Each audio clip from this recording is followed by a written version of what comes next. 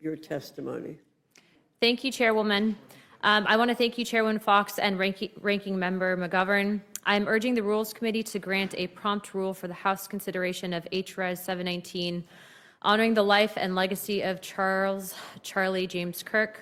On September 10th, a horrific tragedy was inflicted on America when a courageous American patriot, devout Christian, dedicated husband and father of two, my friend and one of the most prolific conservative political minds of our time, had his life tragically cut short in a targeted act of political violence. A deranged man who was apparently radicalized by progressive left ideology assassinated Charlie for his family and the entire world to see. As we work to make sense of it all, what should be clear is dangerous rhetoric describing political opponents as oppressive fascists, to say the least, has reached a fever pitch. The past year alone, we've witnessed multiple attempts on President Trump's life, as well as the murder of elected leaders in Minnesota, and now a brave activist working tirelessly for peaceful political dialogue. Charlie was a man committed to his faith, family, and this nation. He dedicated his life to protecting and defending the God-given rights enshrined in our founding documents. Such violence has no place in our country, especially political violence, regardless of the victim's political leanings. Full stop, no excuses, no qualifications. Today, we firmly condemn these attacks and all those who seek to harm our fellow citizens regardless of political beliefs. American democracy depends on resolving political differences through spirited debate, the ballot box, and embracing the rule of law. Beyond that, let's honor Charlie by hugging our loved ones a little tighter, expressing gratitude for their support, and embracing our faith a bit stronger, particularly when such an event may cause great stress. Again, I ask the Rules Committee to grant a prompt rule for the House's consideration of this legislation, and I welcome the committee's questions. Thank you very much, Ms. Luna. Last week was a tough week for, I think, all Americans. We saw a lot of violence in our country, which touched people. Let me point out the resolution calls upon all Americans, regardless of race, party affiliation, or creed, to reject political violence, recommit to respectful debate, uphold American values, and respect one another as fellow Americans, does it not? Correct. I'd like to quote one whereas clause from the Speaker's resolution that I find so striking. Whereas Charlie Kirk would not have us respond to his death with despair, but rather with renewed purpose, to speak truth with courage, to stand firm in faith, to seek unity while standing firm in principle, and to serve as living reminders of the values he championed: faith, family, and freedom.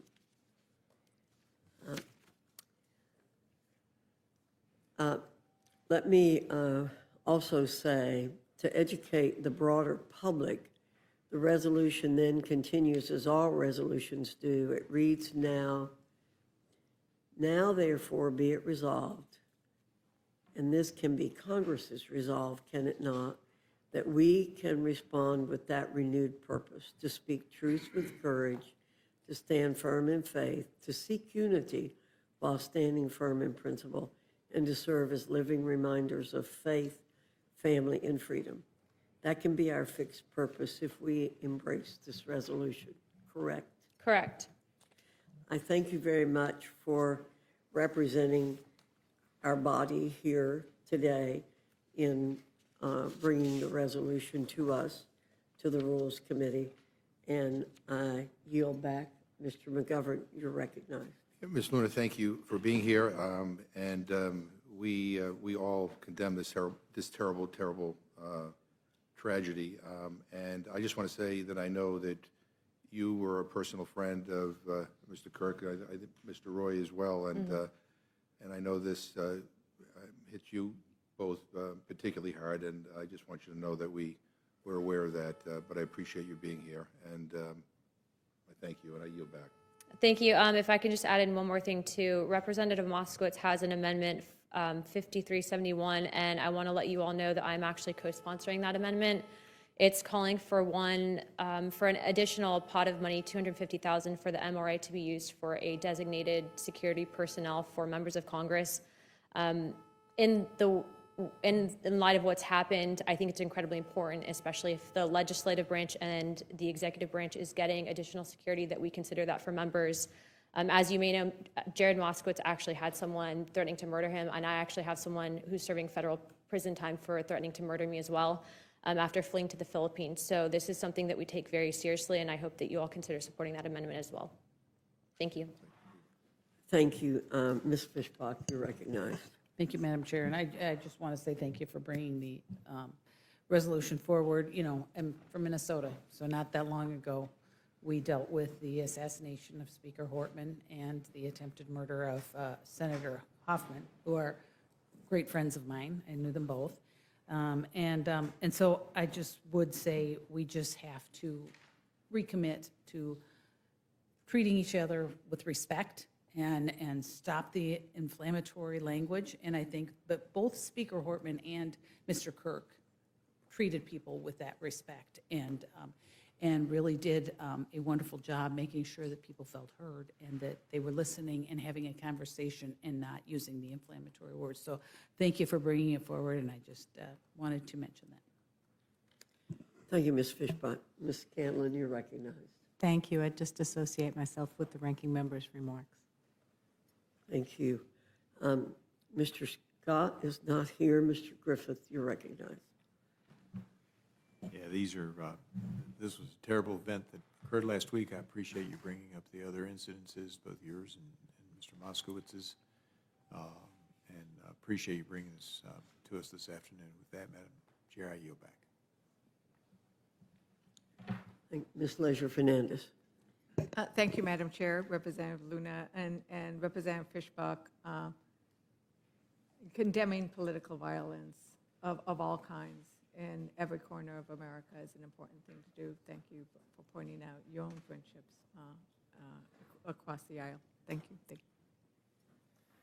Thank you, Ms. Leisure Fernandez. Mr. Jack, you're recognized. Thank you, Madam Chair, and I want to thank Representative Luna for her testimony. I don't think there's a member of Congress who was closer to Charlie than you, and as someone who worked with him during my service for President Trump, there's no greater advocate for you than Mr. Kirk. So this is a wonderful testament to his legacy, and look forward to supporting this. I hope it's unanimous.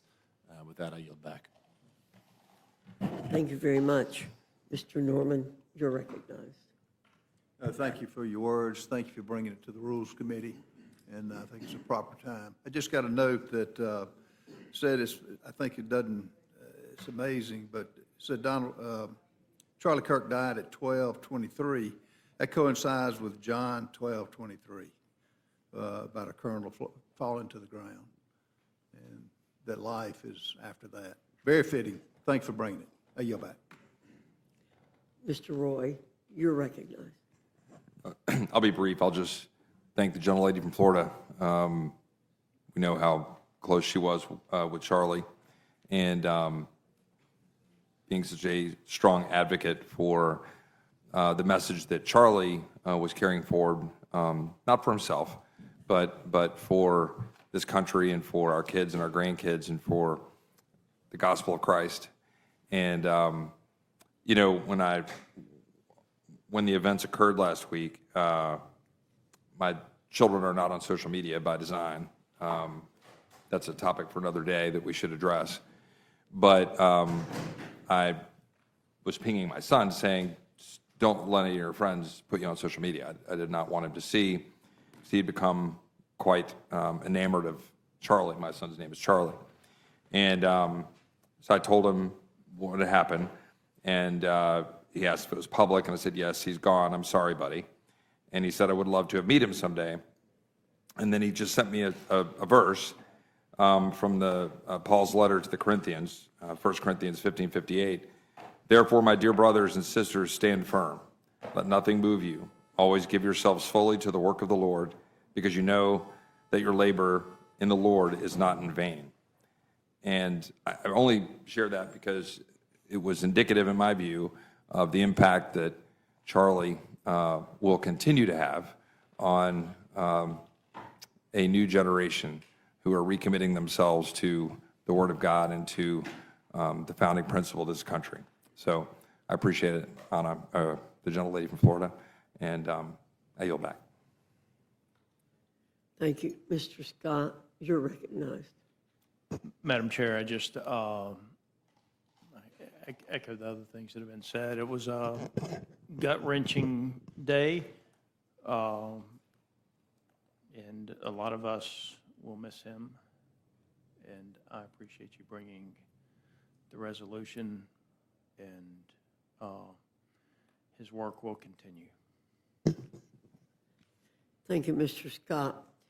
That will end the hearing portion, but we'll recess until the last votes because we have amendments to consider.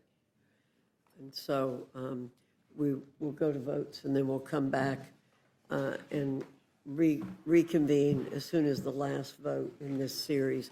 Thanks to everyone.